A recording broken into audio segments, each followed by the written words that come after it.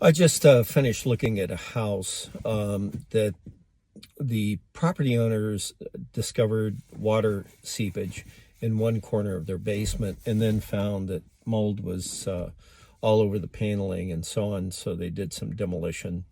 And I thought they made a few mistakes that I think we should share here. What they did was they removed the paneling, some furring strips, and did some cleanup with a shop vac.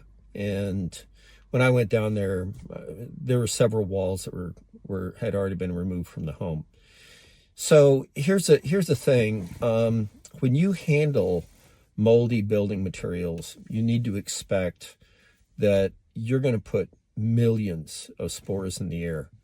And so at a minimum, you should really consider putting up plastic barriers to separate, the area that you're going to work in from the rest of the house. And this can be just a paint or drop cloth. Anything will work. But you also want to turn off your furnace because you don't want air to be sucked into the furnace and distributed to the house until you have a chance to clean that area up. The other thing is they use a shop vac, and you never, ever, ever use a shop vac inside your house. If you take it outside, turn it on, what you're going to see is a big puff of debris air coming out the rear end. So if you're going to use a vacuum in your house, it should be a HEPA vacuum.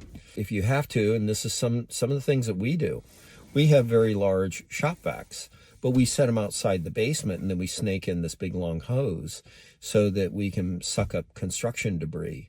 And so we get the power of a shop vac, but we don't get the contamination kicking out the rear. Just be aware when you handle building materials that are moldy, you got to take care about what's going to happen as you handle them, because the vibration puts just so much into the air and you can't see it. All you're going to do is react to it. Bob Bennett, Farsight Management. It's better to use Farsight than hindsight.